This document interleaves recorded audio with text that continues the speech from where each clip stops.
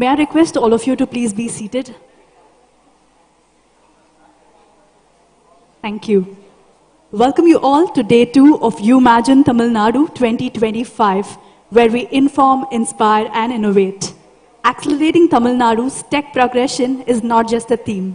It's a reinforcement for tech organizations to pay attention to Tamil Nadu's thriving ecosystem. At Umagine Tamil Nadu, we are committed to propelling growth through the adoption of compelling strategies for startup, harnessing the power of emerging technologies for productivity, fostering innovation for e-governance, and leveraging geomatics for sustainability.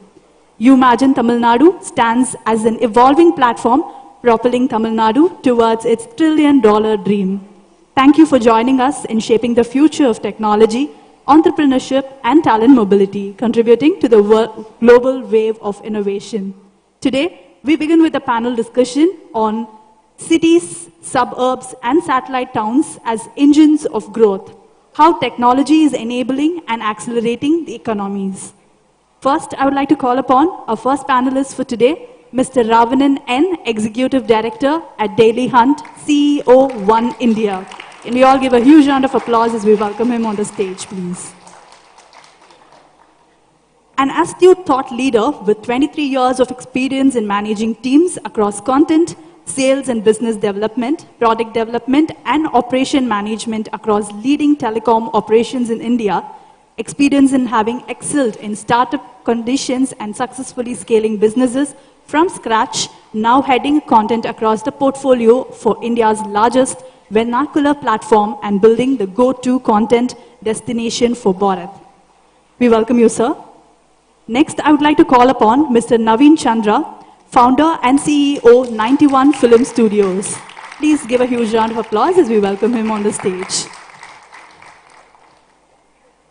He has over 30 years of leadership experience across films, TV, radio, print, and digital media in India and internationally. His studio focuses on producing, marketing, and distributing regional language feature films. Previously, he launched the Storyteller Funds, a SEBI registered AIF providing structured capital to the regional film industry. Naveen has produced and distributed films in various Indian languages and helped build renowned brands like Times of India, Radio Mirchi, and Ghana.com. We welcome you, sir. Next, I would like to call upon a moderator and speaker for today, Mr. Ish Sundaram, founder, CEO, Utpata Ventures. Can we all put our hands together and welcome him on the stage, please? Ish is the founder and CEO of Utpata Ventures, an early-stage venture fund and operating executive at Taival Capital, a market private equity firm focused on industrial and technology portfolios. He served as the Executive Vice President and Chief Digital and Technology Officer of JetBlue Airways Corporation from 2012 until his retirement in February 2021. He was a founder of JetBlue Technology Ventures and served as a director on multiple public and private companies, including SolarWinds, Intelsat, and Vesco International. We welcome you, sir. Next, I would like to welcome Ms. Gayatri Tyagarajan, CEO of Kinhood Technologies.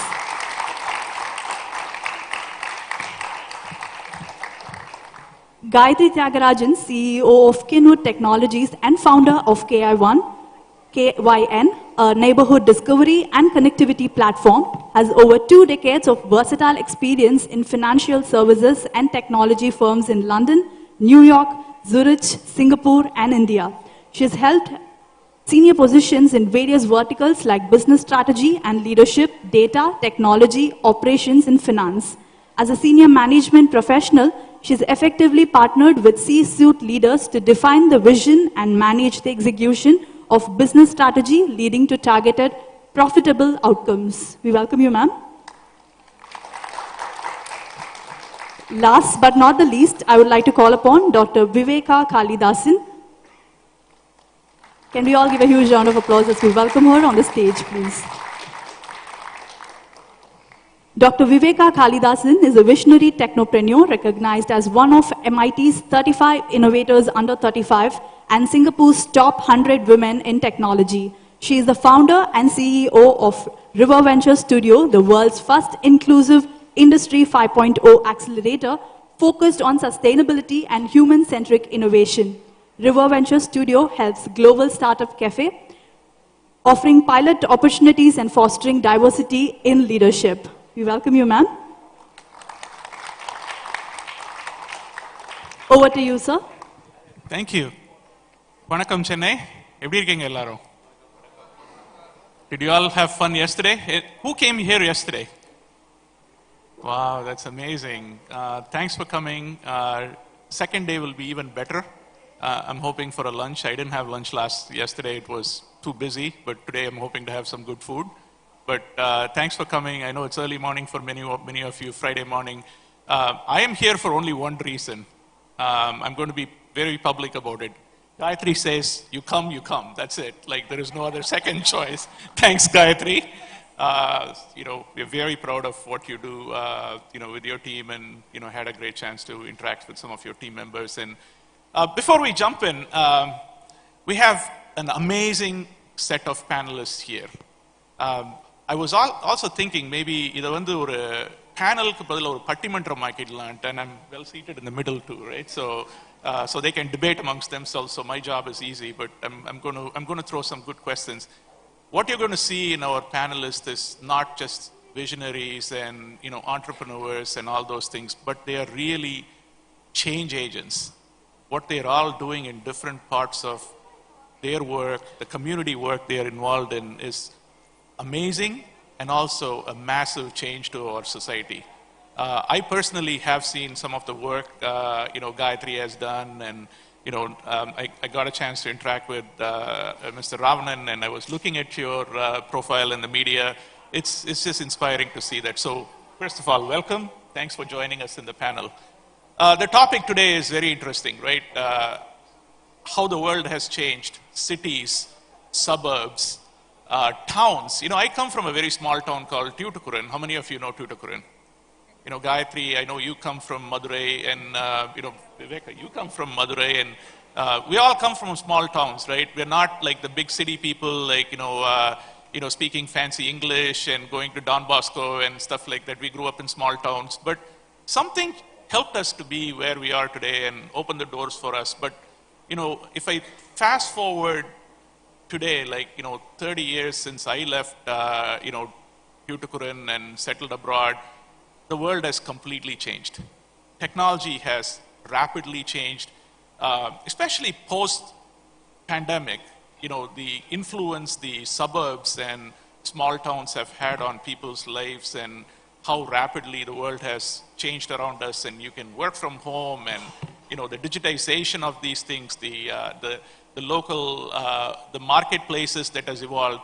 I live in New York, Connecticut area for the last 30 years, and when I come to India, I feel like we are 30 years behind in the US in many things that's happening. So it's like the cell phone. Naveen, you probably would appreciate this, and you were in telecommunication too, Mr. Ravanan. Cell phones was first invented in US. Now we are 30 years behind in cell phones, right? India has surpassed because you skipped a generation. When cell phones came into India, it was rapidly a different technology, and you move forward. Like that, I think the digitization, the local marketplaces are all like surpassing the globe, and it's the best time, most exciting time to hear from different leaders around us, their thoughts and what they're doing in the communities, that is going to change lives of every one of you sitting in here. So welcome, and let's start the panel. Gayatri, first question for you. You are a change agent. You're taking information to the hands of people at local marketplaces with your Kin app. What really inspired you to do that? You spent your life in investment banking. It's the craziest job to be in. You love data, I know that. Yeah. But why would you want to do this? Yeah. Why are you so passionate about getting that information in the hands of the local communities and impacting them? What changed your mind? So there are 2-3 things that I actually, that drove me to this particular thing. So as you said, I'm a data person, so I actually look at, what we get. So if you look back, so many years back before internet actually came along, you had very little information that you actually had to synthesize. So in today's world, like I think in the audience, I can actually ask how many people are actually having social, everyone has a social, what is that? So the smartphones is what we actually have. So we get information from multiple sources that are actually there. So the velocity and the veracity or the variety of information, almost like, like each of us have become our own data lakes to actually get this information. So being technology people, you can all understand that, like unless you're able to actually synthesize that information, understand it, it is going to become very, very difficult. So for us, when I actually look at it, I also thought that, like we should be able to bring relevant information to people that is actually accessible to you. Now, outside the digital world, you want to actually survive in a community or an area that is actually there, which is of relevance or importance to you. And how is it that we can actually try and bring this to people is what we actually think. So whether it's entertainment, whether it's information that you're actually looking for, or whether it is, like how you do your time pass or anything like that, as long as it's actually relevant to you, then that means that, like you can bring in. So it's almost like a filter on trying to actually see how is it that we can bring this, and how is it that you can offer your services, because you're also a provider of information to multiple people.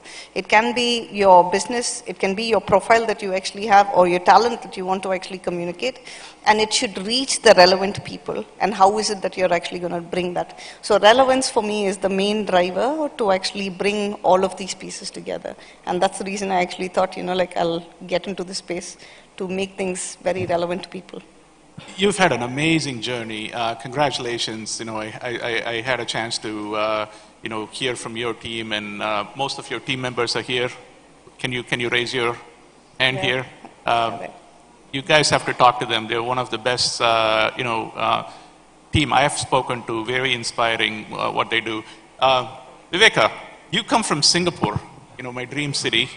I always say the safest place on the planet is Singapore. Now Dubai is claiming a little bit of Singapore's fame. What have you learned from Singapore? The good and bad of Singapore, I know a lot of entrepreneurs, you interact with them, you inspire them, you work with them. What have you learned that you can bring back to India? And how do you see the relationship between your work in Singapore and India to kind of help us leap forward to the next chapter? Yeah, thanks Ish. That's a very good question. I think one thing that we should definitely draw parallels with regards to Singapore is seeding entrepreneurship from a very early stage. From school children to universities, hackathons, innovation. I think a lot of you are here also that you participated in the hackathon. And also, it becomes a way of life, and government is also doing a lot of incentivization to this idea, and then what happens to the idea? You come up with some prototypes, and then what happens to the prototype? Nobody cares about it, right? And we as accelerators and incubators work with the universities, work with the students, and then try to productize it and bring it to the market. And I think with regards to what Kinhood is also doing, connecting directly with the students, that's where Gen Z, that's where the ideas are, and I think we all are enablers to make their idea into something, a product, So that's something that Singapore is doing, and I am very proud to say and see that Tamil Nadu government is also doing that. We are almost there. It's just that we are kind of on par, so we just need to walk hand in hand and take it to the next level, yeah. Right. To the right of me is two of our top media professionals. The first thing that comes to my mind is Tirukkural. I love Tirukkural. I spend at least a little bit of time learning. And there is a Tirukkural which says, Epporul yarvai kepinum apporul meipporul kanbadu arivu, which is very powerful. There's a lot of stuff in the media, right? And you need to make sure that it's accurate. It's your responsibility to take what is available and you make it accurate. But the world of media has changed from throwing stuff to everyone to making it personalized. Ravanan, I would love to hear from you as how do you, the data availability is, billions of times better than what it was. And there is with AI and X and all these things, like there's so much stuff around you today. How do you guys see that data and how do you distill that to make what is more relevant for the Ish and the Gayatri, because I have like 10 seconds to read something, right? And now if you think about the local communities and all those things, it's not like the front page matters to them. It's that specific information that matters to them is what is relevant. How do you see the world moving with technology and the local communities? It's interesting you brought this question because the very rockbed of Dailyhunt, the mobile aggregation app, is how do we leverage technology and personalize content, right? And personalization is not an easy task. I wouldn't say it's been solved till now, but it's a journey, right? And like Gayatri was mentioning, she looks at a lot of data, right? In India, especially in this current context, there are two schools of thought. One are apps which take a lot of information from you, and the other are all apps that infer a lot of information from what you do, right? So there's explicit personalization and implicit personalization, right? So explicit is what you do in Facebook. Facebook technically knows who you are, who your cousins are, who's your brother, what's your brother doing. So it's a lot more easy for platforms like Facebook, Google. They'll know a lot more information about you, so they're able to info better. And personalization is generally the ability to predict what you are more likely to consume. And that comes from a lot of signals and data that you give, right? We belong to the school that doesn't take any login information, right? So the social apps build what you call as a social profile of an organization, of a person or an organization. What apps like ours do is we build what we call as a content profile. They're two different, I would say, ends of spectrum, right? Given this whole concern of privacy, I think we'd like to stick to the whole content profile. So what we do is we know a little bit of who you are based on what mobile device you use, which campaign you're responding to, which language you speak, which location you come. And from this, we go about a journey of trying to know a lot more about you, with only from the signals that you give on the content you consume. Right? It's slightly more convoluted problem to solve, but I think we've been doing that fairly well. And then you throw in another dimension of language, which kind of complicates it more. But having said that, I think today, personalization leads to probably 4 or 5x more engagement on content than any other platform. Right? Gone are the days when you have a chronological feed of content where you could just consume what they think you should consume.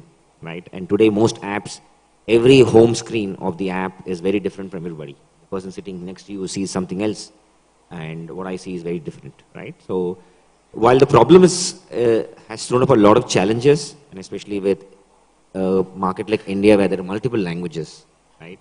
Multiple contexts, multiple nuances, but I think we are all on part of the journey. I think Kin also is trying to solve that problem in some way, but we should get there at some point of time. But personalization is the key because it provides you more context to what you're more likely to consume.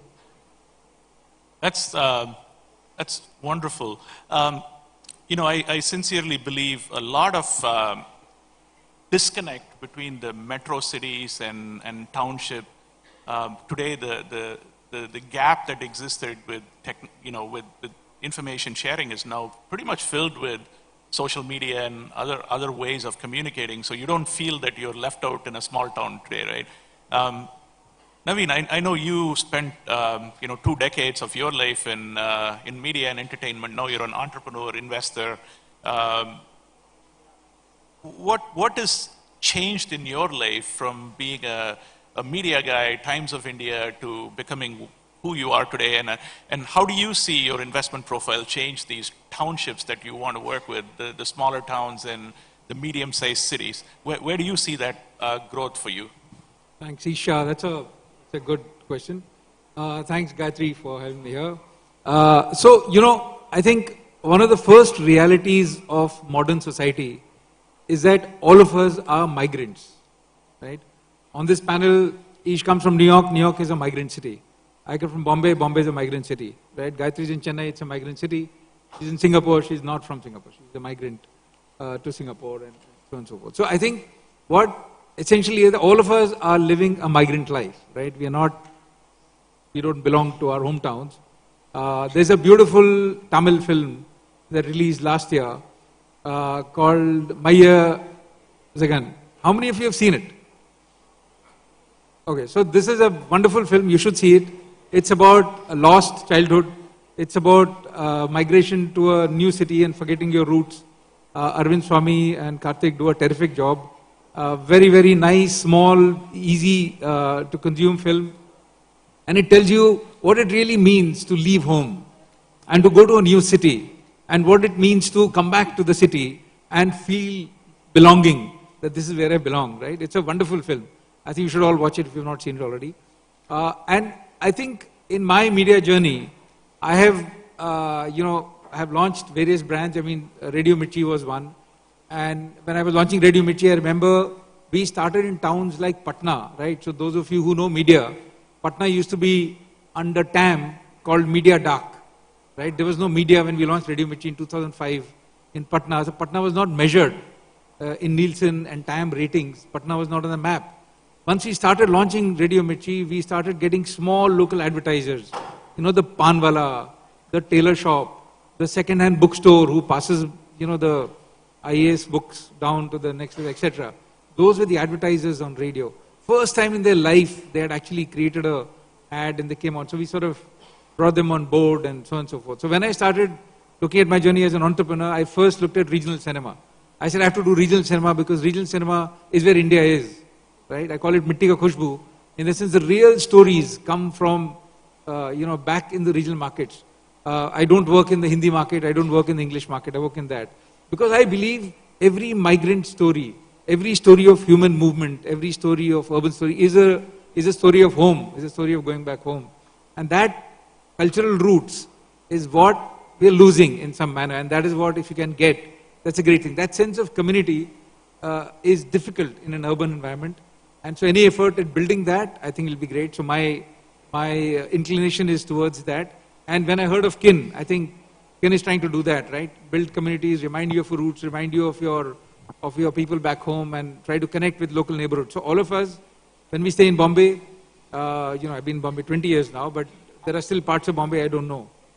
And I think it will be great to sort of know what is happening in Bombay. And I think in the new era, the more you go forward with AI and with technology, the more you want to connect back to your roots. I think that's becoming very, very evident, right? So that's where I'm sort of focusing on. So I do regional cinema. I produce and fund and invest and market and distribute regional films in 10 Indian languages. And I want to look at stories that come from those places and how, what I call Mitti Ka Khushbu, which is smell of the soil, is what moves me, right? That's my journey. Would love to see a movie on Tuticorin. Yeah, sure. It's been a while since Chingam was released, so would love to see another movie. I just want to actually add a point to what Naveen just said. So this is something that I normally tell people, like when I go and when they ask me, like, why did you do KIN? So in the 90s, like there was a lot of desire for people to actually understand what's happening in the Western world. So you wanted to know about who's the singer in New York, who's the football player in UK, who's the stand-up comedian in South Africa, and so on. So that's when internet actually opened our eyes. And like to a large extent to what Ish actually said, Thoothukudi, Tirunelveli, Madurai, and like all these people from like tier 2 cities, we've all made it abroad to actually do a lot of things. And then after that, like fast forward, like we wanted to actually know nationalization was very pride, like India and things like that. You wanted to actually be very aware of, like North India, and like Ahmad Takin, Amir Khan and Shah Rukh Khan and others were actually there. Today, in today's world, what we're actually moving towards is localization, because you want to know who's your local stand-up comedian who's actually there, who is actually locally able to actually perform and sing and so on. So Motamadi boys, like all of those small talents that you actually have inside your home is what you want to actually go and understand. So in a way, like we've all realized that, like 60% of your time is actually spent in your neighborhood, at your home, or your workplace, or your place of study, and so on, where you want to actually get connected. You spend a lot of time there, so you want to know events around the place. You want to actually know people who are living there. You want to know is there a community that's actually there, basketball community or even a tech community where you can go and engage with them and so on. So from that perspective, like information and trying to actually get it more relevant to you rather than actually trying to look at everything else outside. So there's a shift in people pattern and behavior which is actually there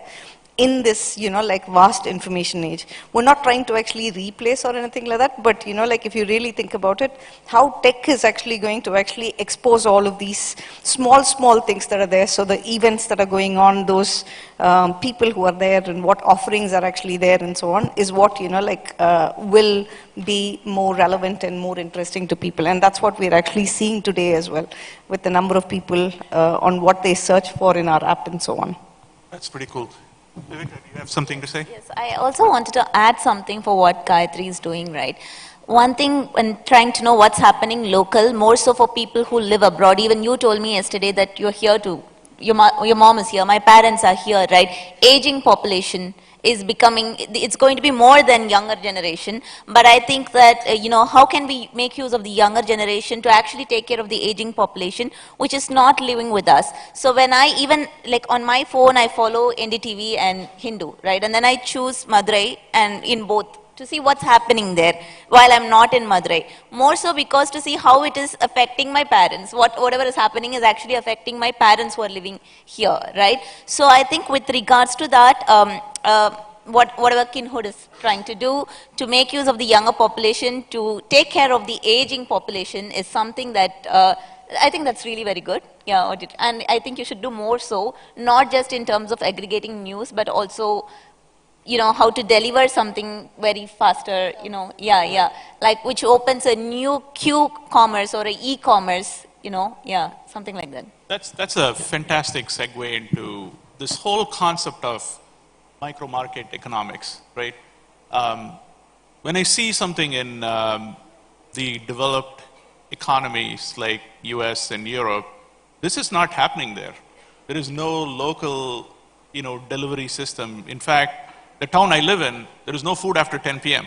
Everything shuts down. And Uber Eats last delivery is 10 p.m. And then you come to India, like you guys are eating at 2 a.m. in the morning, the best food. There are good and bad things about it, right? The city never sleeps in Chennai and Mumbai. And now I see that in Madurai and Tirunelveli, which is even more amazing. There is life after that, right?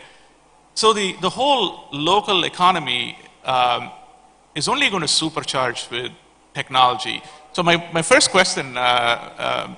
Ravanan, is, you guys are in every nook and corner, trying to carry the news, but also you're trying to market something to people. How has your digital marketing changed in the last 2-3 years, and how do you see the next 2 years with AI and other stuff in terms of driving that local economic growth?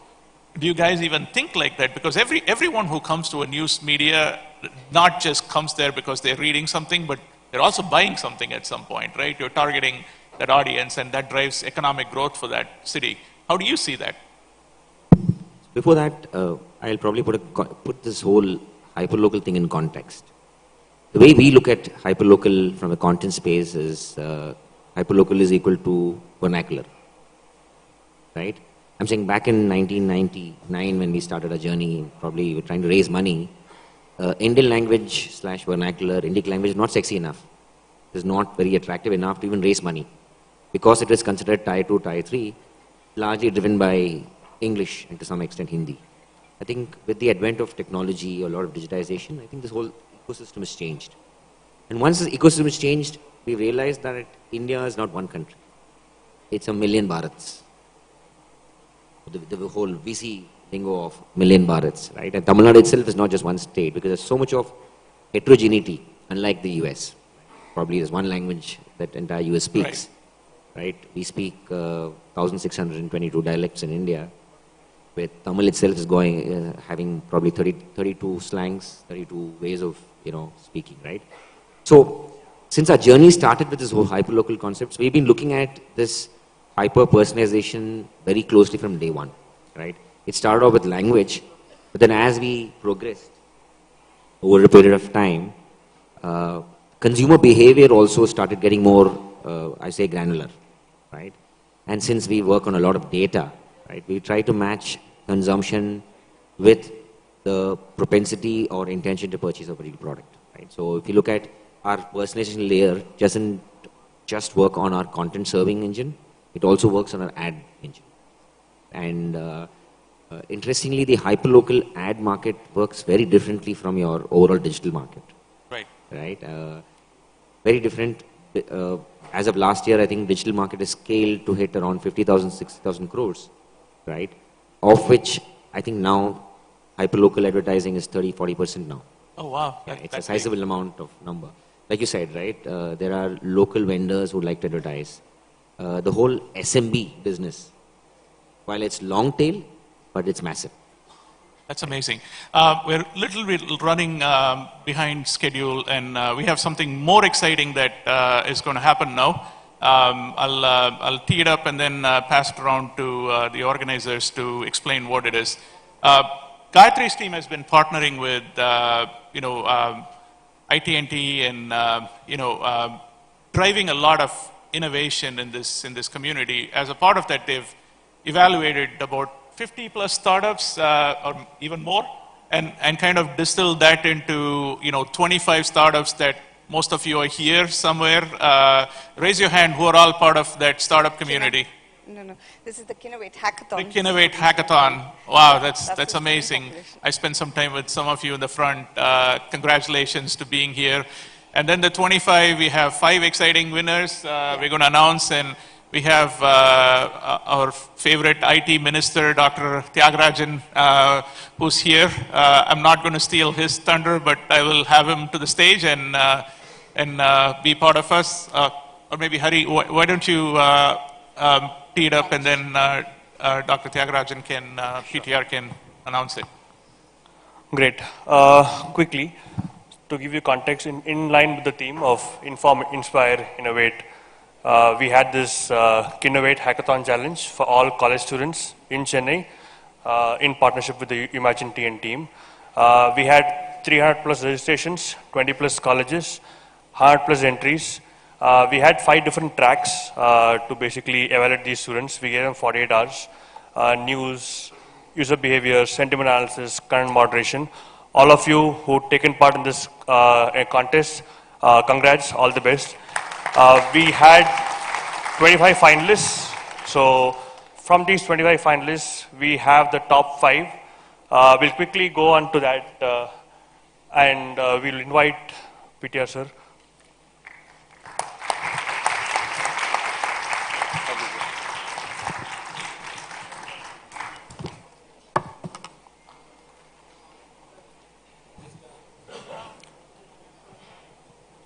So we'll start off with the special mention 2, which is the 5th team.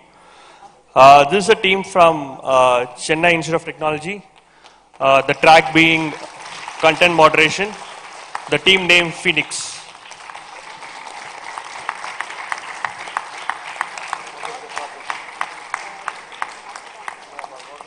Guys, give a very quick note on your project.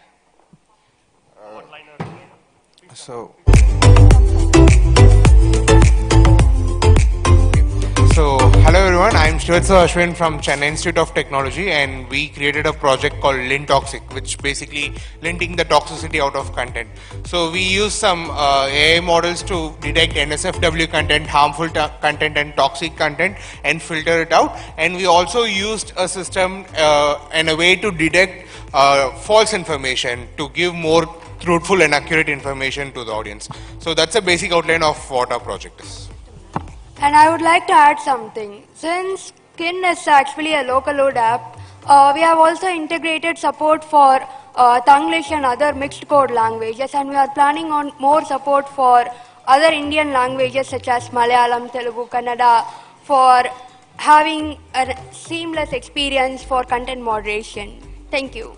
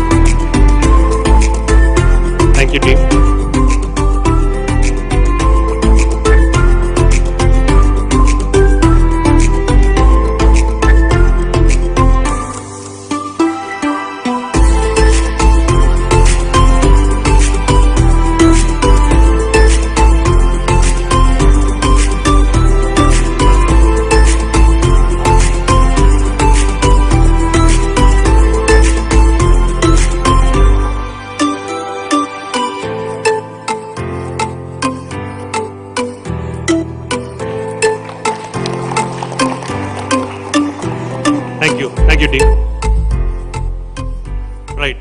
So, team number 4. This is again from Chennai Institute of Technology. It's called What Warriors. They'd worked on the track called Sentiment Analysis.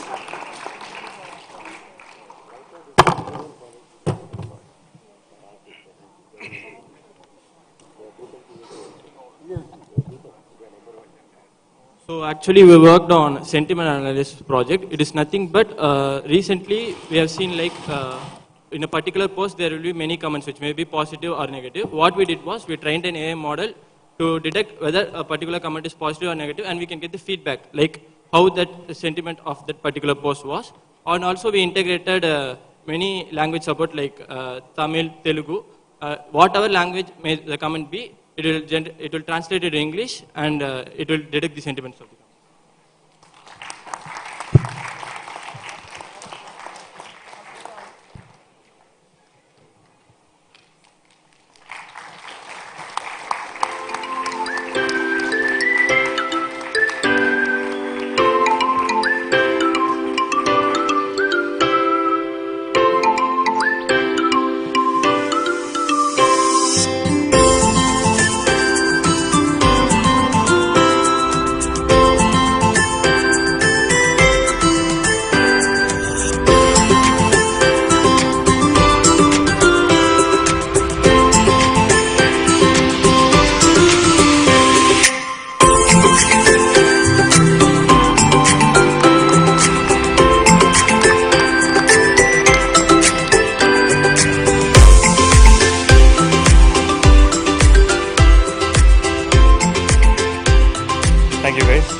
Well, moving on, the stakes get a bit higher.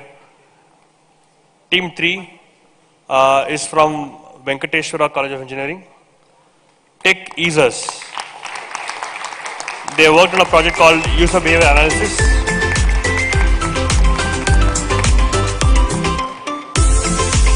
A quick intro with a one-liner.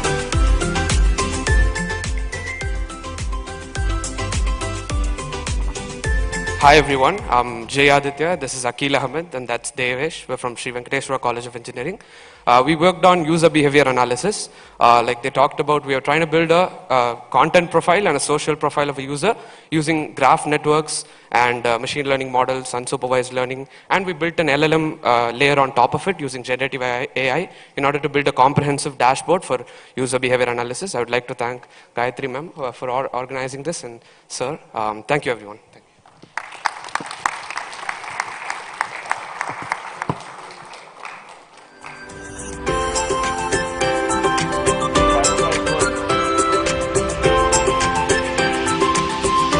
Cash prize worth 25K.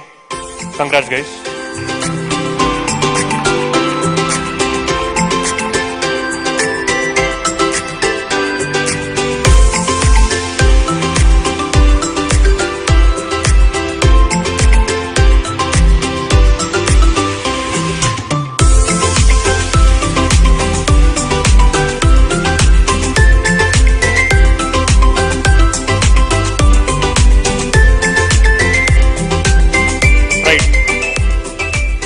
Second prize is from RMK College of Engineering. The team is called Youth Tech. They worked on engagement and rewards.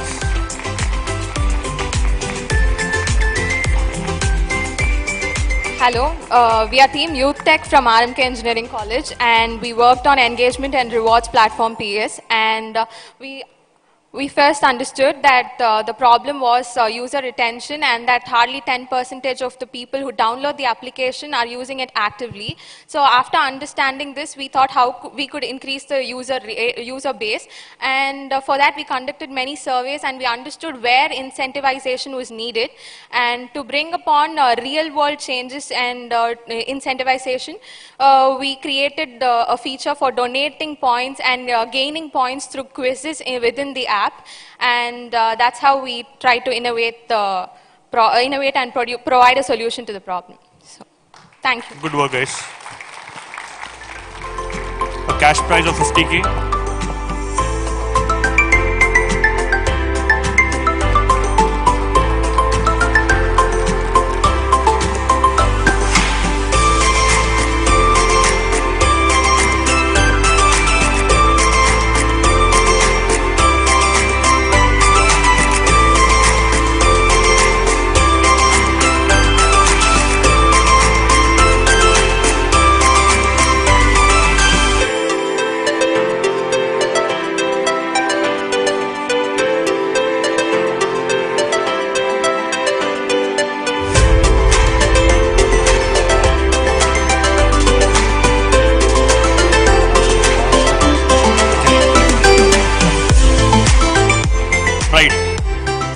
So, the first prize, again from RMK Engineering College.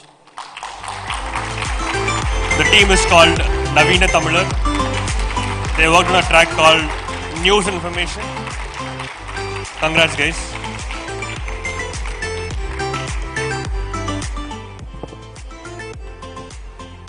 Our application named Know Your News, shortly KIN, it's to symbolize we are in the same track. And the application comes with the features for a children's page, and it's a news aggregation application and customization. We have used artificial intelligence, machine learning algorithm for personalization by using each click and likes. And it comes with the features for children and for exam preparations and for events and for old age peoples also. And saving feature also is available. You can access the news in offline. Okay. Yeah, the main thing we have did is we categorize our audience as children and focus on them for giving children specific news. And for old people, they won't have the idea of reading the news. So we provided the feature to listen the news like FM radio. They can get the live news as it comes. And then we also given the feature of preparation page, which aggregates news related to the respective competitive exams. The main feature we have added in it is we can generate questions out of that news. This all within. Good work, guys. So we also added events page so that we can, anyone with an organization can add an event, announce it publicly, and categorize it whether it is weekly, yearly, so that. Thank you.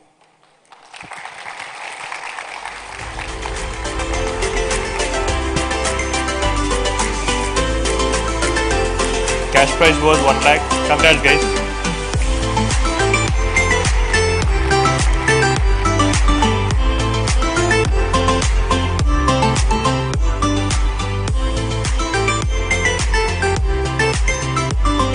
All the other teams, after this session, you can collect your certificates from the organizing team.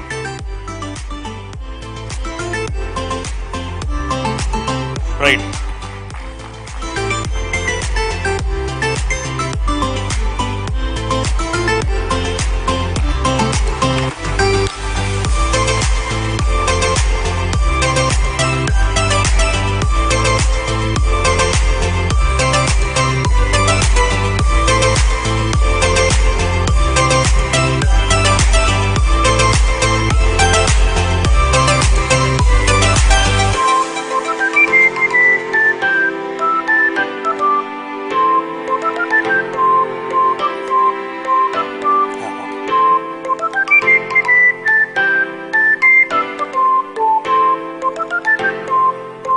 We'd like to thank ICT Academy, IT&T team for helping us organize this. Now I'd like to share the mic to PTR sir for a few encouraging words. Thank you. I'm sorry I missed much of the session, but I'm very happy to be here to give away these prizes. I'm informed that we're going to try and work through IT&T to get internships for all the winners of these awards with startups. So I think that'll be a wonderful thing. But I think even more, I've now had the experience of attending a few of these hackathons, and it's incredible to me the kind of new thinking that young people bring. I remember I was young once, and I used to think outside the box a lot.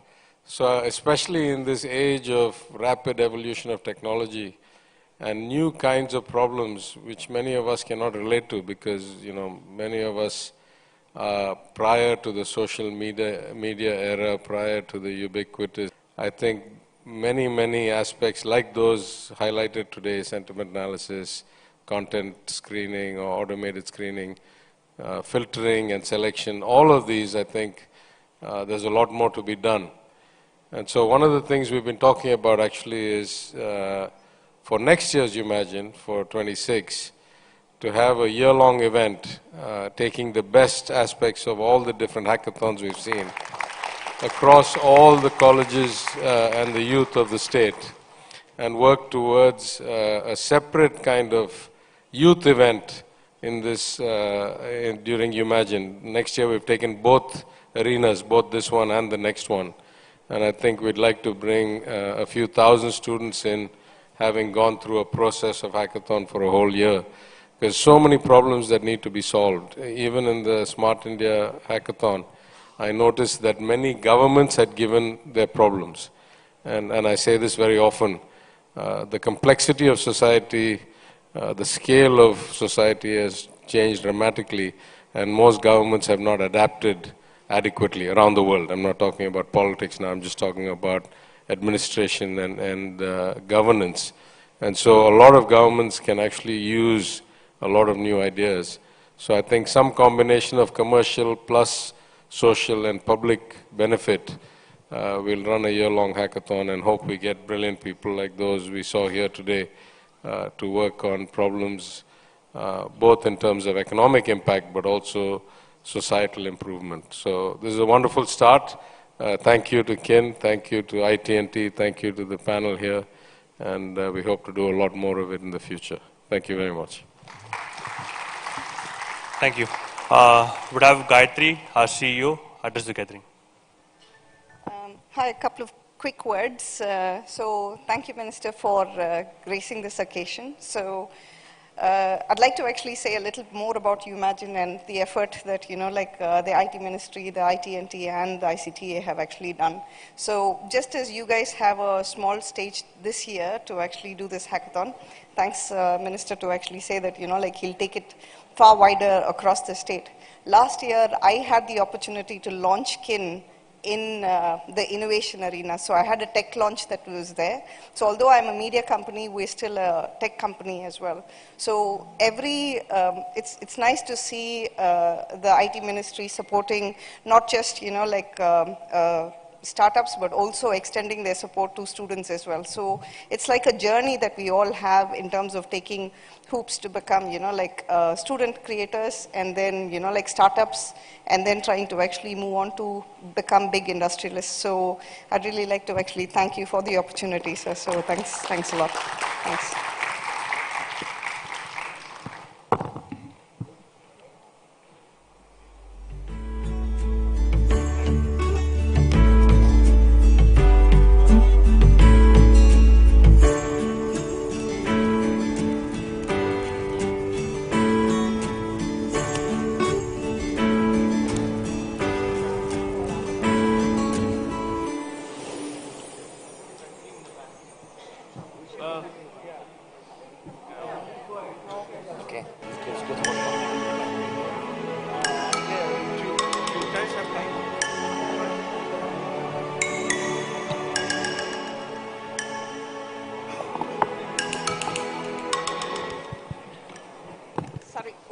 Guys, sorry about the interruption. So we had to actually do the price distribution so that, the minister could actually be around for that.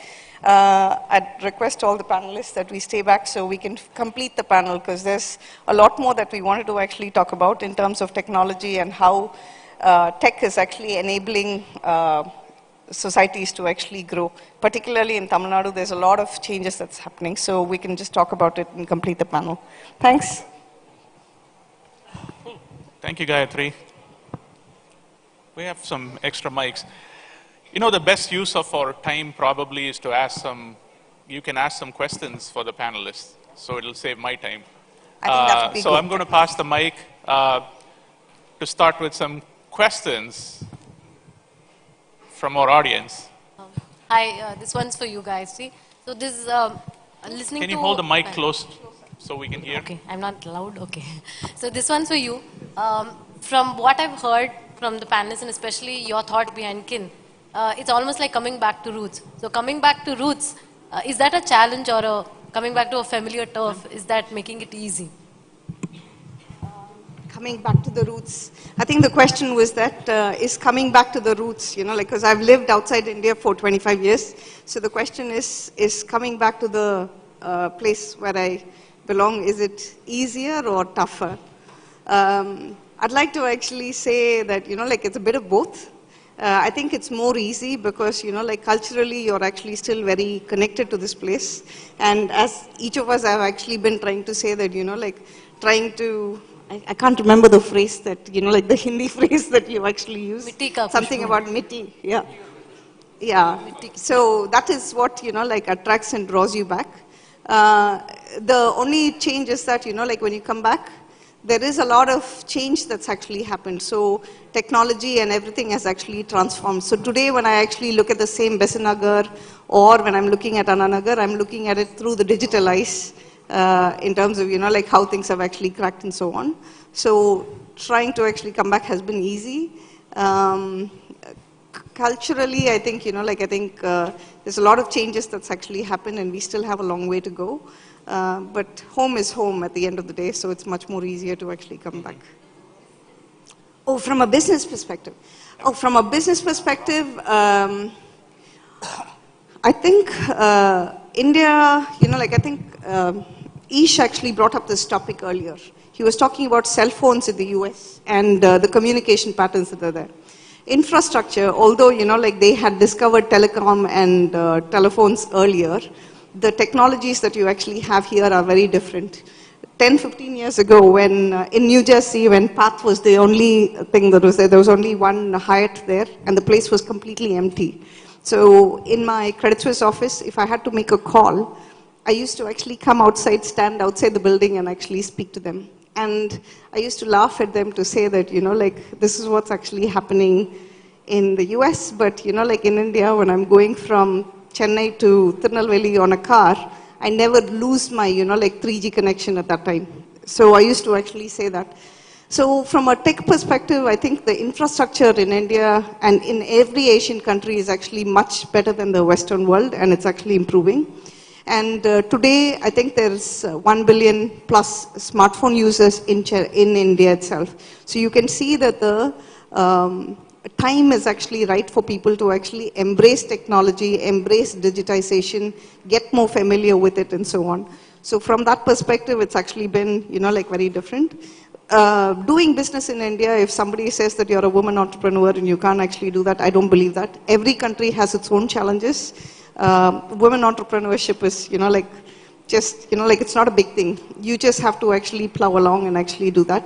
If you're able to actually work in an investment bank with, 50 other men who are actually dominating traders and you're actually having to sit with them, I think coming back home and working in your own place and trying to move forward is much, much easier. You just have to have a positive outlook and just move on. So I think India is still a very, very nice place, thriving place.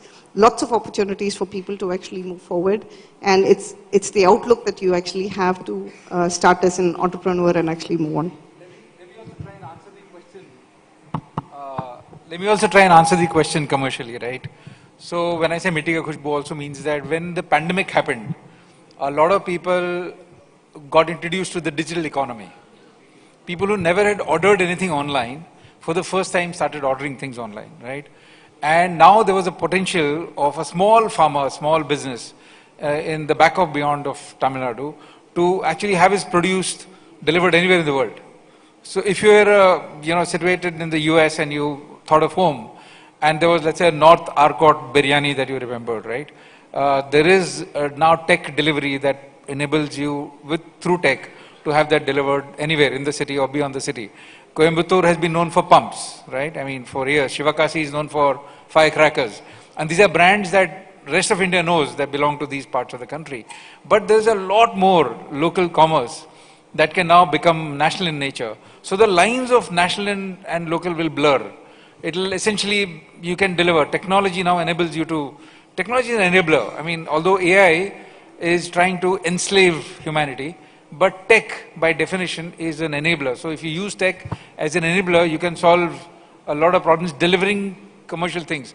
In West Gujarat, in Kutch, so there are the artisans who used to make these intricate textiles, which is handcrafted. For years, it's been their craft, only transported through trains and traders.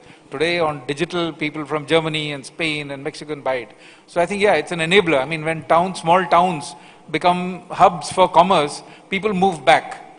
So Nasik, they created multi-acres of lands into vineyards. through contract farming. So now there are 25 wine brands that are made in Nasik that are exported all over the world. Now that place is on the map now, which, you know, beyond 20 years back, you would not even know a place like that existed. So I think integrating of the smaller towns to bigger towns and that material khushbu in commerce, you can get it if you use tech to enable, I mean, if that answers your commercial question. Yeah. Okay. We'll take one from the back. Yeah. This is to Mr. Ravanan, and one more question to Ms. Gayatri. As an aggregator, what is your strategy vis-a-vis the publishers and content creators? And I'll also can ask Gayatri also, you talk about micro-marketing and neighborhood. What's your definition or understanding of what neighborhood is, or perception of what neighborhood is? Thank you. I'll probably take the question. So when we started the journey, right, back then, content didn't exist digitally to a large extent. So the problem then was very different. Problem was trying to convince publishers to give us their content without them feeling that we violated their copyright space. But the journey has now progressed to such an extent that today we have every single publisher who's digitally present on a platform, right? So it's a journey. The strategy has evolved over a period of time. Today, I think we've gone beyond a point where my partnership team has any strategy. They're only maintaining partnerships now because we've almost got everybody onto the platform. Having said that, that's one layer of a publishing ecosystem in India. We have those organizations which create content. But as you go downstream, you have a lot of individual creators who started creating content, right?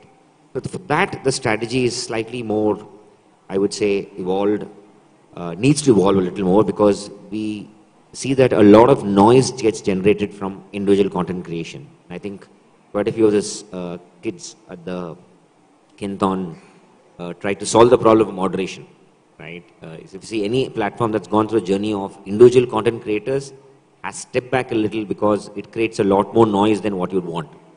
So today, content creation is slightly more, on the text side at least, is slightly more controlled. While on the video side, there's a lot of problems. Now, if you see, Facebook has just changed the strategy on moderation. It's moved towards community notes. Because I think the scale at which it needs to be done is very expensive, right? So that's going to be what defines your strategy on content aggregation. I'll just answer your question very quickly. So I think Professor Gopi was asking about micro markets and my definition of hyperlocal. So hyperlocal is any area that where you're actually standing and like what's going on around you. So in Chennai, like there are about 16 or 18 corporation zones that are there. So I can actually belong to Adyar. So for me, like people in Adyar and that marketplace, maybe the 3 to 5 lakh people in and around that 3-kilometer radius, becomes the marketplace that's there. So when I'm defining about marketplaces, I'm talking about people living there, the shops and entrepreneurs who are actually there, the clubs and communities that actually exist in there.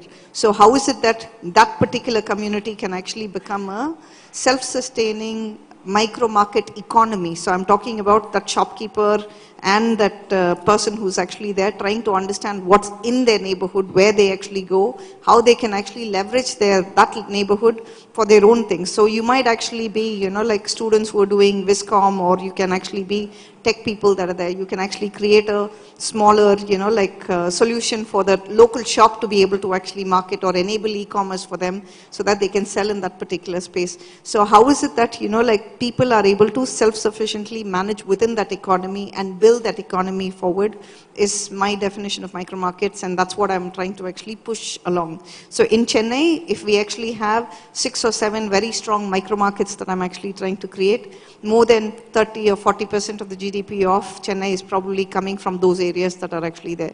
And how is it that I can enable commerce for them so that, like they can actually grow bigger and not everything gets digitized. There is a level of digitization. Trying to bring digitization to the non-digitized world is also something that, like we're trying to attempt.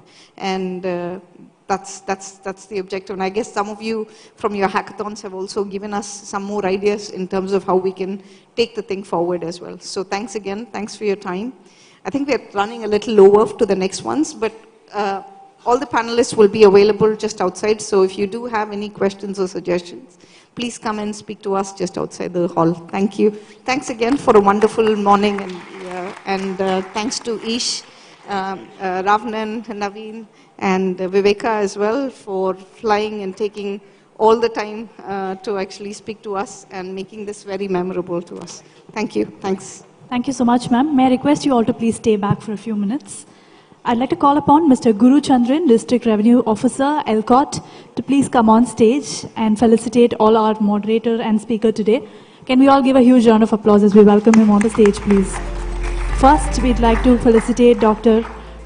Ravanan N. Can we give a huge round of applause, please?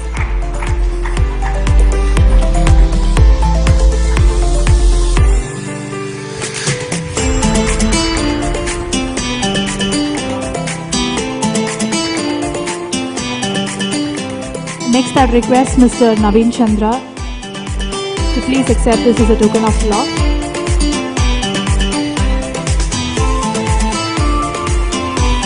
Can we all give a huge round of applause, please? Thank you. I now request Mr. Ish Sundaram, Ms. Gayatri Tyagarajan. Can we give a round of applause, please?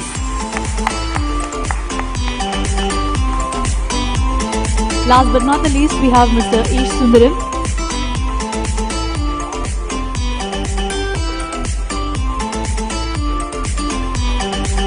Can we give a huge round of applause, please? Thank you so much once again for this insightful session. Let's take the inspiration from the ideas shared today to drive innovation and collaboration for a brighter, more connected future.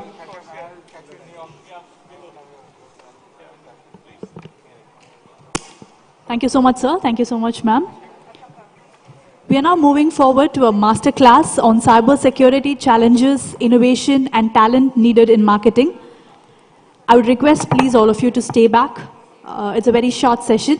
And the speaker for today is Mr. Abdul Qayyum. He's a compliance and risk at State Bank of India. Can we all give a huge round of applause as we welcome him? Abdul Qayyum, Manager of Compliance and Risk, Regional Business Office, Chennai Central, State Bank of India. He holds a PG Diploma in Business Management. He has an industry experience of 17 years, ranging from corporate world to banking industry. He has worked in international business division, business banking, retail segments, products, and now taking one of the core compliance and risk areas of SBI. The association with SBI is for 11 years now, and he's here to do a masterclass on the cybersecurity challenges, innovation, and talent needs in banking. May I request you all to please put your hands together as we welcome Mr. Abdul Qayyum on the stage.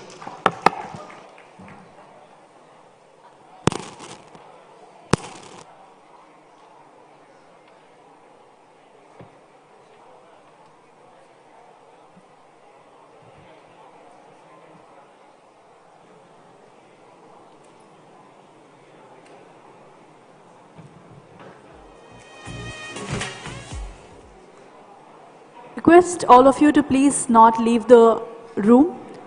I request all of you to please be seated. This is a kind request to all of you who are leaving the room. I request you to please be seated.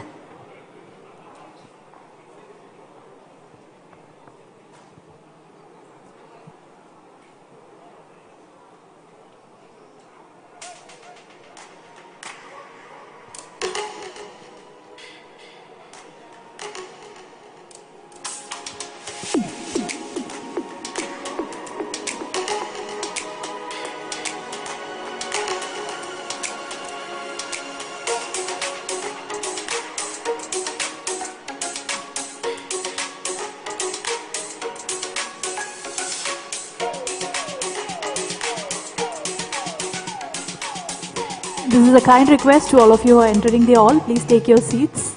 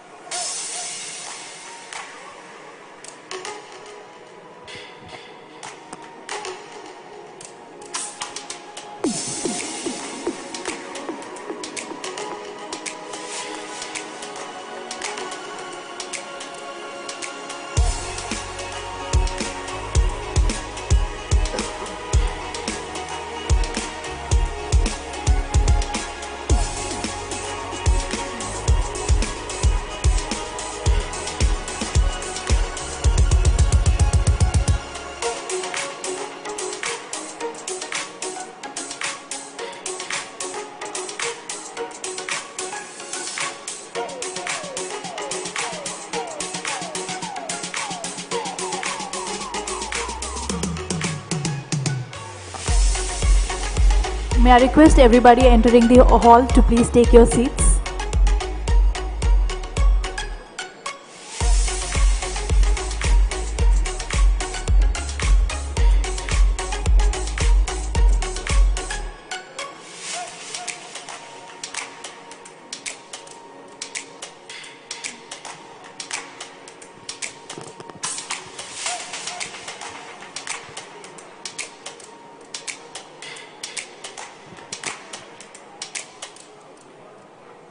Now we have a masterclass on cybersecurity challenges, innovation and talent needs in banking. For this, we have our speaker here today, Mr. Abdul Qayyum, Compliance and Risk at State Bank of India. To say a few words about him, he's a regional business office head in Chennai Central, State Bank of India, holding a PG diploma in business management. He has an industry experience of 17 years, ranging from corporate world to banking industries. He has worked in international business division, business banking, retail segments, products, and now taking care of compliance and risk areas at SBI. The association with SBI is for 11 years now. May I request you all to please put your hands together and welcome Mr. Abdul Qayyum on the stage, please.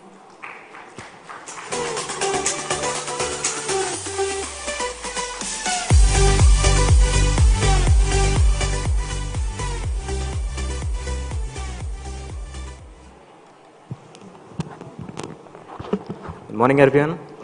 Hello. Good morning, everyone. My name is Abdul Qayyum. I'm from State Bank of India. Won't be taking much of your time, and we'll start with the cyber security threats that the banks are facing nowadays. When I say banks, it is not only about the banks; it is the bank system, infrastructure, customers, the third-party vendors, and whosoever is associated with banks in India. To start with, I'll just say a brief about what is cybersecurity. Anything which is done using a computer system and an internet, it can be for good, it can be for bad. Cyber criminals are attacking the computer systems of banks for not only misusing data, taking control of the account information, sensitive data of individuals, transaction histories, but also a lot of funds. So basically, cybersecurity in banking has become the frontline defense against ever-growing wave of digital threats. Billions of dollars in sensitive data is at risk, and banks are under constant pressure to be one step ahead, always be one step ahead of the cyber criminals. So we'll start the presentation. When we ask what is the use of being digital or how it is going to help us, as a banker, I can say it provides us 24/7 availability in terms of transactions. Transparency is increased. Whatever you put in system is going to be reflected, is going to be affected.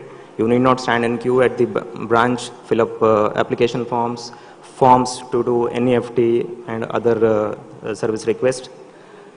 Reduced human error. Again, what I said, whatever you enter, the result is going to be accordingly. Improved customer convenience. Sitting in your bedroom, on your sofa, using your laptop and mobile phones, you can do all sorts of transactions nowadays with the help of technology. It can be starting from online shopping, booking tickets, booking appointments, searching for a match for your children, making donations, recharges. There are a lot many things. But at the same time, when the technology has given these many benefits to us, the use of, or you can say misuse of technology it has become very common for some people who are trying to deceive people, who are trying to defraud people without a hesitation to get caught. So this is actually very difficult for banks as well as the other organizations who are dealing in public money to prevent and safeguard their systems from such threats.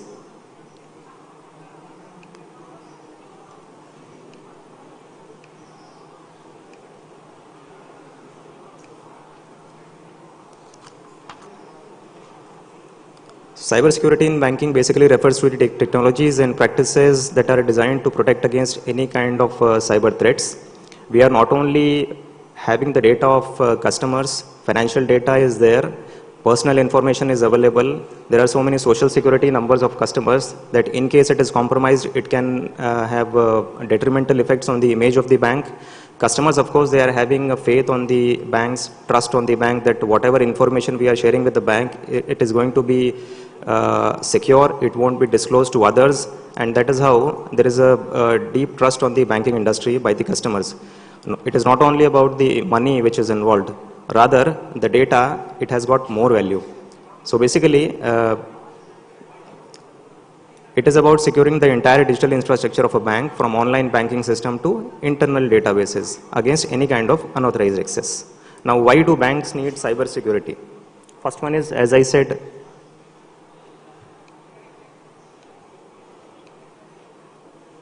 customer data protection, because customers have given their personal information like social security numbers, addresses, transaction details. A competitor can misuse these information if they get unauthorized access to all these. Maintaining customer trust and reputation. Basically, trust is the foundation of any banking relationship. Customers trust the bank and they provide the information to the bankers with a view that whatever details they are giving, it will be kept secret from anybody else. And also, bank has a policy not to disclose these information at the request of any of the other customers. In case there is a court order or something, we can very well disclose this information, but not to other customers, simply on their request. So whenever there is loss of data, loss of breach of trust, it has repercussions, it has a long-term impact on the trust and goodwill of the bank. So maintaining customer trust and reputation again I said, overnight reputation, perception of people can change towards a bank. When we hear about some incidents happening in some private bank that the shares are going down or some CEO is arrested, we make a perception that we don't know whether the bank is going to continue or not. People start taking out money very quickly. Overnight the perception changes about a bank. So the image of a bank, how they are going to maintain the customer trust, it is of utmost importance. Compliance and regulations, there are so many compliance and regulations imposed by the controller, Reserve Bank of India, and all the stakeholders, all the other organizations like PFRDA, IRDA, SEBI, all these controllers and regulators have got a set of rules and regulations for banks operating in India, and we have to comply with all these. Otherwise, hefty penalties and fines can be imposed. It can even lead to cancellation of licenses. Critical infrastructure. See, whenever there is a cyber attack on banking system, first thing is it affects the infrastructure of the bank, the servers, the computer systems. And once these things are affected, the performance of the operations, the functions like UPI transactions, internet banking, all these will go down. Either the speed will reduce or it will be a complete shutdown. Then to recover from this, banks takes a lot of time. It involves money also. It involves a lot of cost also. So that is how to avoid all these things, bank has to take care of its systems.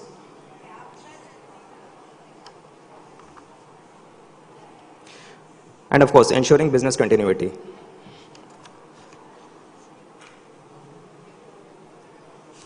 I think it's visible. So there are a few.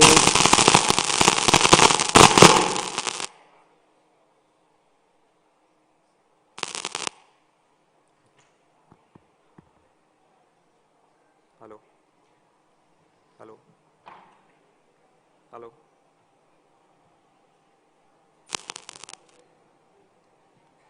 Hello. Hello. Hello. Some of the common cybersecurity threats that are faced by banks nowadays is phishing attacks, a very common thing which was there in the earlier days also. We get a link through email or messages. We are asked to click on it, which redirects us to the bank website or to some other web page where we are asked to share information about our social security numbers, our bank account details, and that is how it gets compromised. This problem is not only faced by the banks, but in fact, banks' customers, the employees, everybody is facing these challenges. And it is still very much in fashion. Although it is very old, but it is still very much in fashion. Malware and ransomware. Ransomware, everybody would have heard. Somebody will have unauthorized access in your system. They will get control on your system. System will be locked out. and to access your own system, you will be asked to pay some amount. Eventually, we end up paying something. Either we will be losing the data or we have to pay something to get back the access to our systems. It can be the computer system or even the mobile phone. By installing some malicious apps or clicking on some links, one connect is established between our computer, our mobile phone and the cyber criminals. By this, they will get control and access to our systems, and they will ask us to pay some amount to get back the access, to get back the control of our own phone, our own device. Malwares, malicious softwares, again, not from reputed organizations, reputed companies. Instead, banks, I should not say banks, but many of us often go for shortcuts where we are getting free version of very costly softwares and applications. We download it just like that. Once we click on it and once we install the software on our phones and systems, it creates a link and it starts passing on all the information from our device to the cyber criminals. This is how a bridge is made, and they get access to our information which is stored in the device. It can be photographs, files, contact numbers, anything. So be careful with this. Distributed denial of services attacks. What do these attacks do? It will slow down, whenever there is such attack, no, it will slow down the computer systems. System will take more time in executing an application, executing a transaction.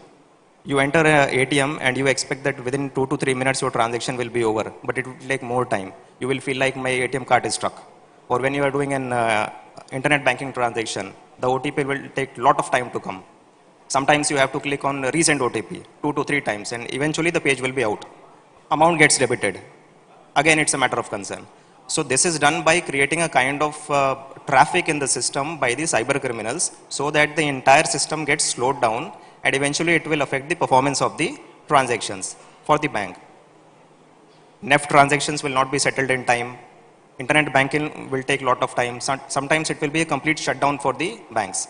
And end of the day, we often read in news that Facebook was shut down for so many hours. X was not working, or IRCTC never works. All these are sort of, there is a possibility of DDoS attacks on these systems.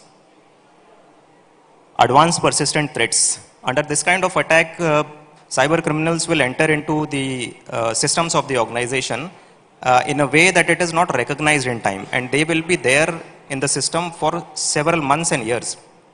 Sometimes it is very difficult to find out because our systems are not so good in India to catch each and everything. And many times, as long as they are in systems, they will be stealing information and the organization will not come to know about it.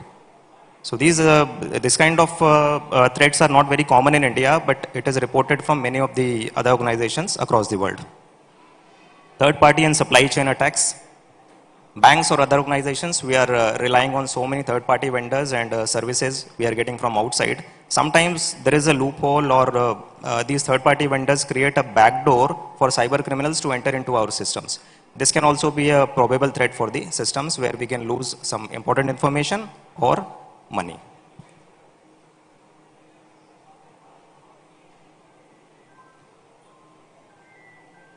So what do we do for effective cybersecurity solutions for banks? Not only for banks, for all of us as individuals as well, multi-factor authentication.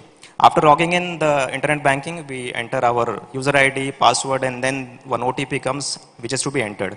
Without entering the OTP, system doesn't allow us to enter into the system. So this is called a second factor or multi-factor authentication. It can either be an OTP or a thumb impression or a CAPTCHA, anything. It creates an additional level of defense in the system, thereby reducing the chances of fraud. End-to-end encryption. If the data of ours is encrypted, even if the cyber criminals get into possession of this data, they won't be in a position to use it for their benefit. It will be in encrypted form only.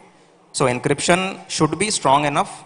As an engineers, we should try to make such softwares where the encryption level is so high that even if the data is compromised, it cannot be misused by anybody. And ultimately, the cyber criminal has to dispose it off without getting any benefit of it.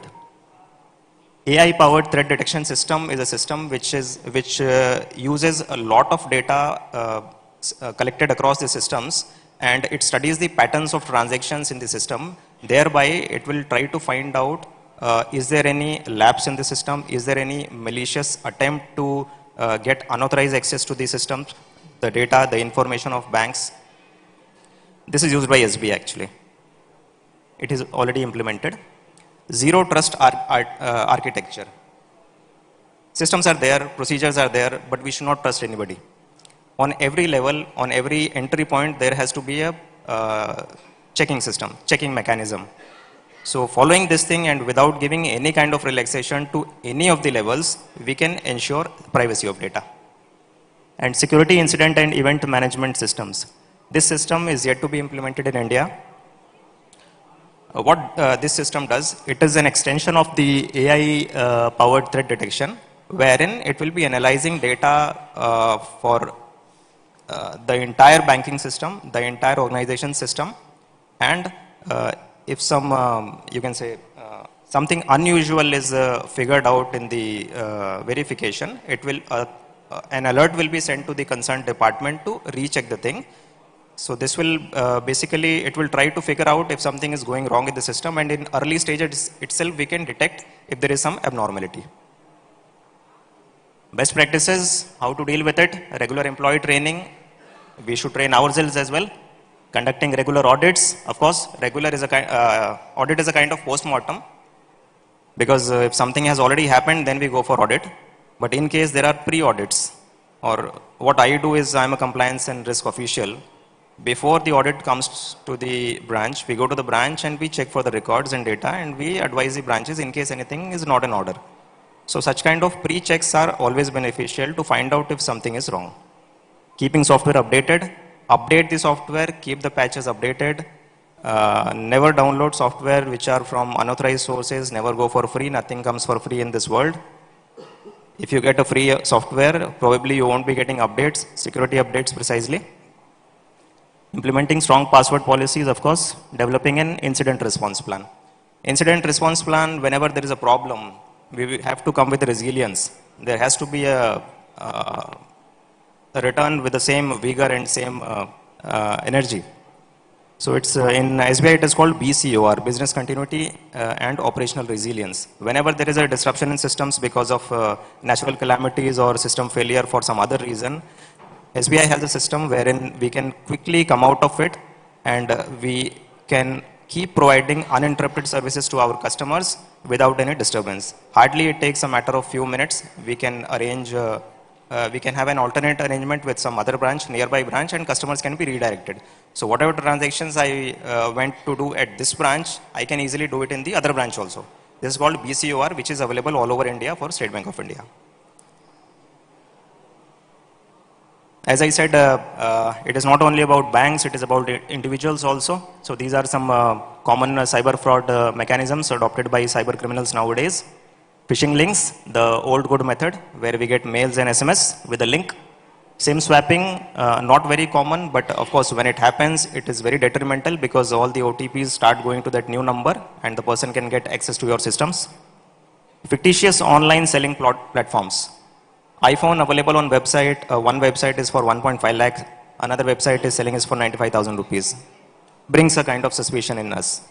So double check it, verify, check for the authenticity of the website, check for the number of visitors on the website, go for the reviews, try to identify the fake reviews and the genuine reviews, and finally you can decide about whether I should shop with this particular website or not.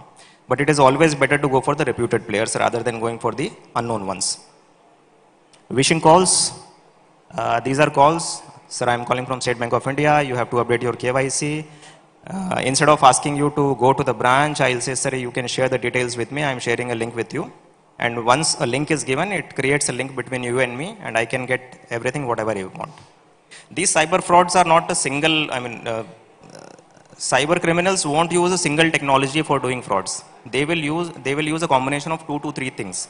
First, they will get access to your systems by either giving you some great offers.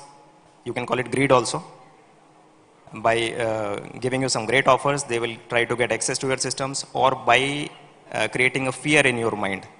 These are 2 mechanisms that are used by cyber criminals nowadays. It is called social engineering. It works on either greed or fear factor. greed of getting higher returns, greed of getting free lottery ticket, some lottery ticket, or some world tour, some reward points, good returns in stocks invested by you, bitcoins and all. So this is one technology used by them. Second thing is fear. They will try to create a fear in your mind that if something so-and-so thing is not done, you will be losing this amount. You will be losing the life of your near and dear ones. You will be having an income tax rate. You will be caught by police. Some case will be registered. So these are the two techniques with which cyber criminals will try to finish their task. Basically, we often get into these things and we have to choose either of these. If you are not so well educated, if you are not so well informed, then the chances of getting caught is very common. Even bankers are getting defrauded nowadays. So be careful with phishing calls. Digital arrest scam, this we will discuss later, briefly, of course. Courier scams, it is another form of digital arrest where some people will call you and say some parcel is received which contains something, some powder-like substance, and it bears your name, your Aadhaar number is found, your phone number is there, so you have to come for an inquiry. If you want to avoid that, better you go to some police station and you appear over there.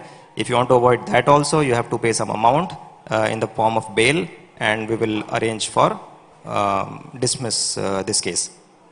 But please be mindful, any of the organizations who are into investigation, CID, CBI, even police department, they never do all these things in a digital way. Please educate your families and elders also, children also. There is nothing like digital arrest or digital proceedings. Everything in India so far is physical only. There is no digital arrest. It's always physical, and they will be, in 99% cases, they will be following the SOPs. They have to follow their SOPs. So try to understand, whenever somebody is giving you a shortcut to get away with some legal implications, beware, disconnect the call. It is not going to cost you anything. Screen sharing apps like TeamViewer, fake details in search engines. Sometimes the search engines itself are fake. Always look for the padlock symbol on the top. And of course, you can see how many visitors are there on the website, contact numbers given on the website. And avoid having any unknown or unverified apps on your system. This we have already discussed mostly. This is another kind of fraud which nowadays we are facing. In the name of interviews and training sessions, companies, some of the companies will ask to make you payment, but none of the good companies or reputed companies will be charging any amount from you before getting you on the roll. So never make such payments. Be careful. Lottery fraud, again, you have won a lottery of say 1 crore, you have to pay 5%. Oh, it's a good deal. Simply by paying 5%, I'll be getting this much of amount. No, nothing comes for free. And especially for lotteries, be double careful. Juice jacking, whenever you find a port where you can charge your mobile, always carry your adapter with you, adapter as well as the data cable. Simply don't insert the data cable in the charging slot because it can juice your data, phone data. If adapter is there, it will work as a protection. You will be getting only the current to charge your phone. Data will not be passed. So often on railway stations and airports, we see such charging points. Be mindful. Don't use simply your data cable for charging the phones. Better use the adapters. Along with the adapters, sorry. This has become very common. I think some of us would have received calls like this, that you have been digital arrested for something.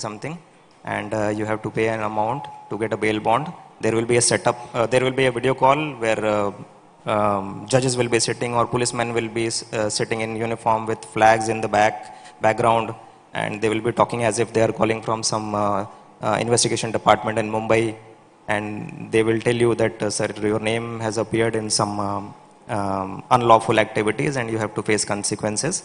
So immediately come over to Mumbai. We have a hearing scheduled for you. If you fail to arrive here, then we have to issue an arrest warrant in your name. They won't give you time to think over it. They will ask you not to discuss anything with anybody. This is how they will create a sense of fear in your mind. And ultimately you will be following their instructions. So these are all mind games which are played by cyber criminals to extract money out of us. Again, they have a benefit. They won't be getting arrested, no. It's very easy to get escape. And chances of arrest are minimal. They will disconnect the call.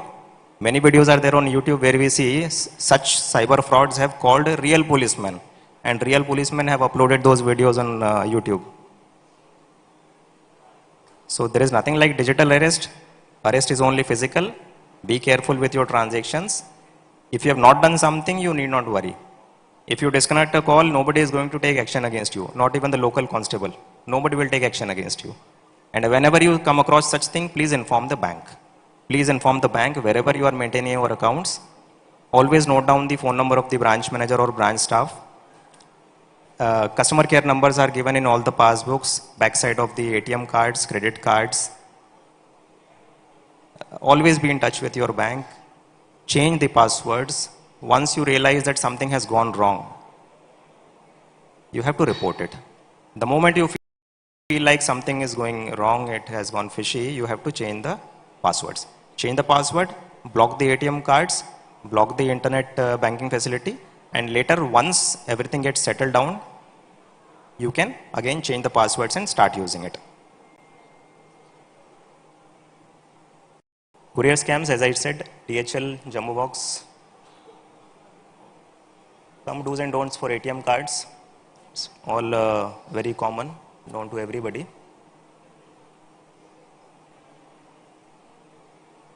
This is one helpline number given by our Government of India, 1930. For any kind of cyber frauds, we should report it to 1930, or we can lodge our complaint to cybercrime.gov.in also. Apart from and in addition to informing your branch manager or branch staff, you should report on this also. Once a complaint is registered on this, it travels down up to the last institution where the money has been transferred. See, when somebody takes your money or transfers the money from your account to one account, there will be a chain of transfers. The money goes instantly to so many banks, so many accounts. So it is always beneficial to report the matter in the golden hour. That is the moment you realize it has to be reported immediately. So thereby the chances of recovering this amount will be on higher side. 1930, the department says there are chances of 80% of recovery when it is reported well in time. So the moment you realize something has gone wrong, even if it is midnight, try to report it immediately. At least start the procedure.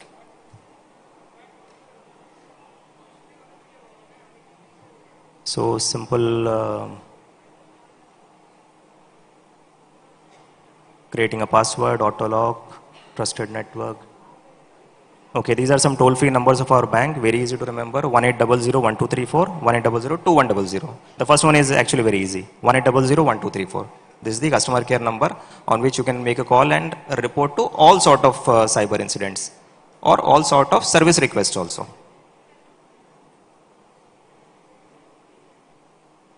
So with this, we come to the conclusion of this session. Thanks for being a very patient listener. I wish you a very good day ahead. Thank you.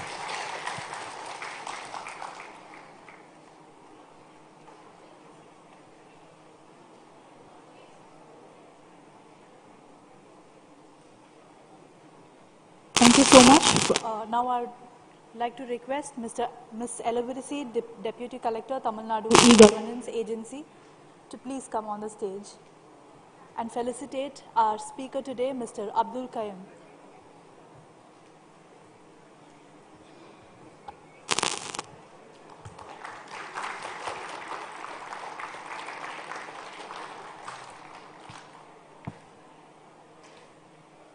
Thank you so much for contributing to such a meaningful session. Let's contribute, explore and learn and innovate together. Next, we are moving on to the other session, which is a panel discussion on the topic Building a Tech Talent Ecosystem, Nurturing the Next Generation of Innovators. And for this, I would like to first call upon Ms. Rama Devi, Chief HR Officer, who will be the moderator and speaker for today.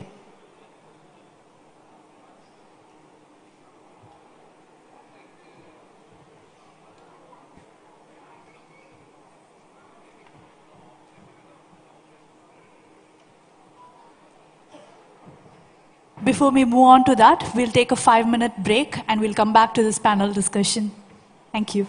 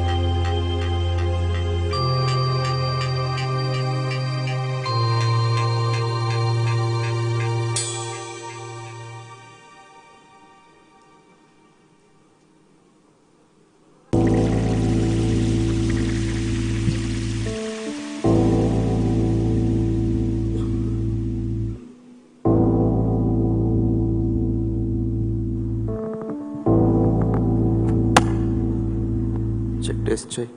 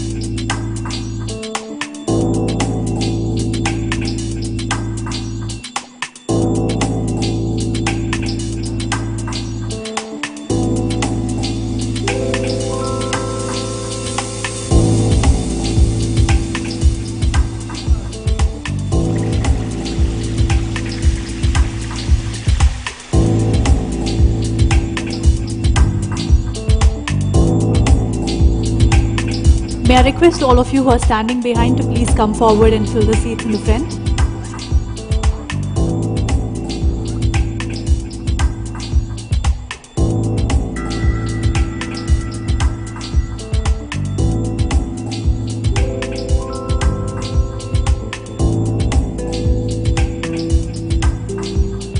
This is a kind attention to all of you standing in the black. Please come forward and take your seats.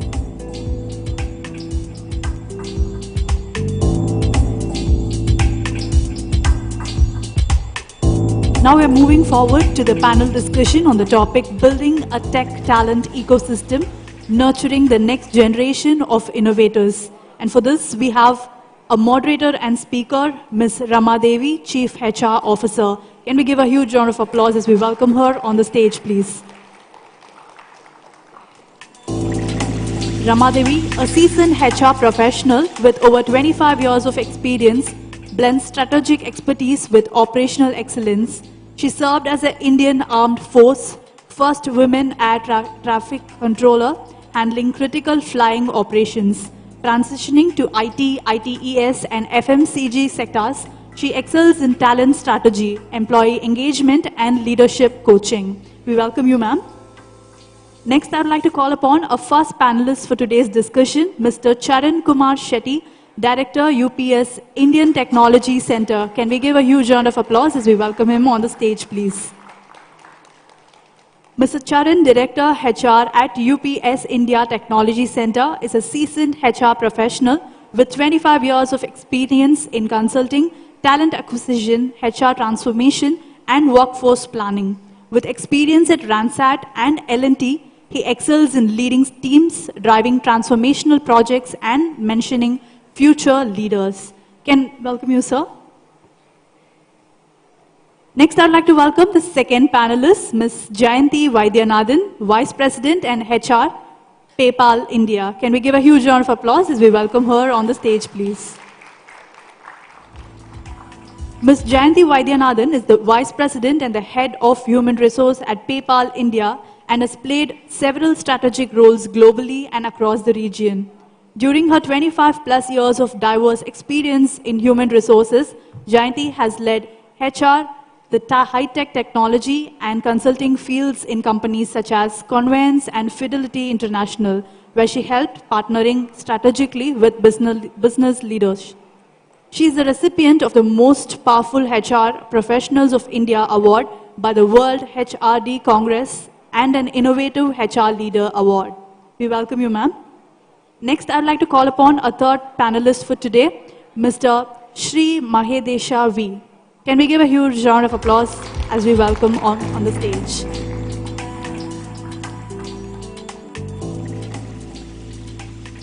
Mrs. Sri Mahadesha V is the Jurisdictional Director of Software Technology Parks of India, STPI, Chennai, under the Ministry of Electronics and Informational Technology, Government of India. With over 24 years of expertise, he plays a key role in administrating the STP, EHTP schemes for promoting software exports and developing the startup ecosystem in Tamil Nadu, Pondicherry, and Andaman and Nicobar Islands. He has made significant contributions to the IT industry, ESDM sector, startups, e-governance, and cybersecurity. We welcome you, sir. I'd like to call upon our fourth panelist for today, Mr. Srikanth, CEO, ICT Academy. Can we all put our hands together and welcome him on the stage, please? Mr. Srikanth, Chief Executive Officer of ICT Academy of Tamil Nadu, is a seasoned leader with over 20 years of experience in education and ITES sectors. Since joining ICT Academy in 2012, he has advanced through roles now driving strategic planning, government projects, corporate partnerships, and education technology. Passionate about bridging the industry academy skill gap, he promotes digital empowerment, entrepreneurship, and career development. A frequent speaker advocating initiatives like Skill India and India Digital. He excels in programming management, partnerships, and government relations. We welcome you, sir. Over to you, ma'am.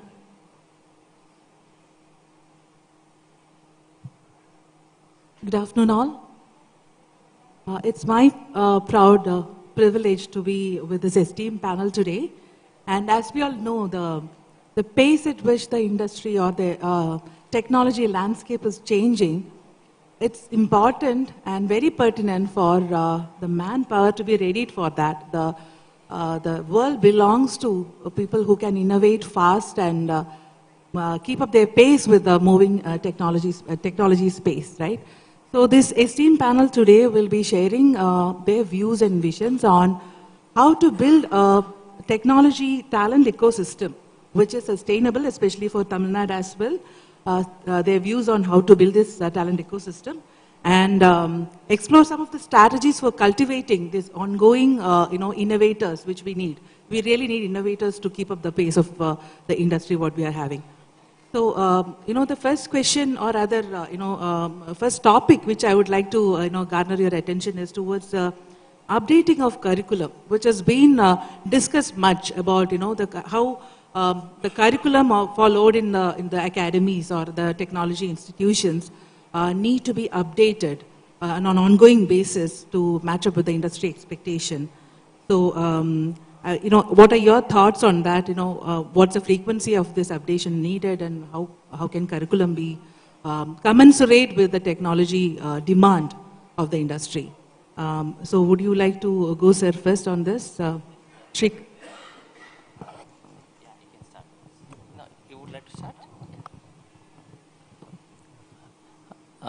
I just put it this way. See, we are living in the cusp of transformation of digital journeys, be it in personal life and business journeys. First and foremost thing is, I think, with a lot of disruptions which is taking across the industries, okay, we should be very cautious about oneself in terms of we should not be forgetting that we have basics.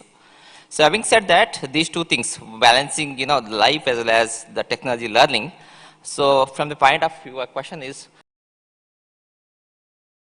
basically how do you make the school, our institutions syllabus much more oriented towards making them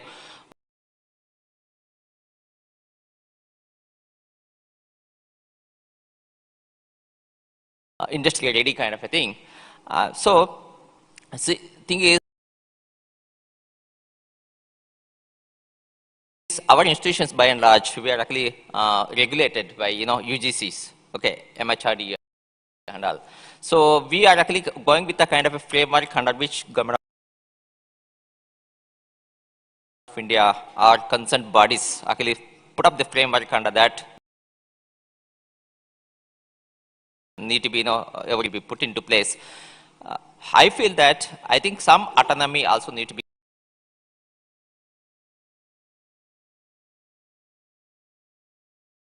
given in terms of how do we basically institutions make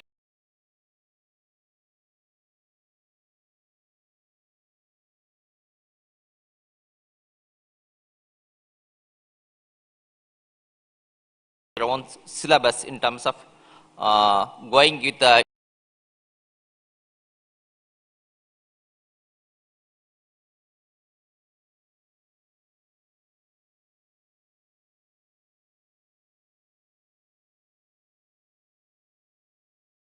industry, what market demands are, and how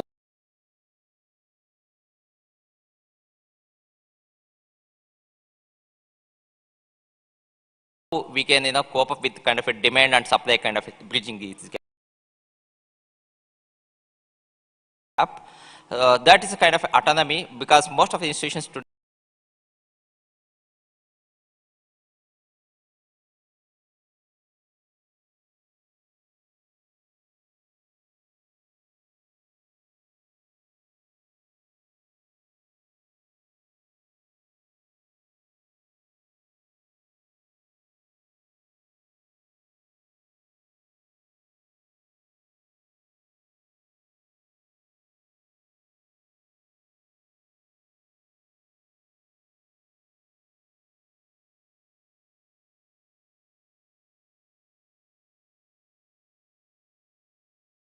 are actually being autonomous because of this reason. So I think they have a lot of, they're actually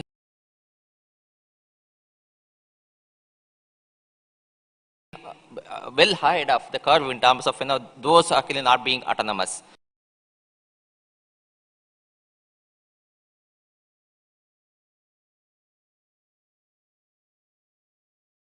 But at the same time, the catch is the flip side of the being autonomous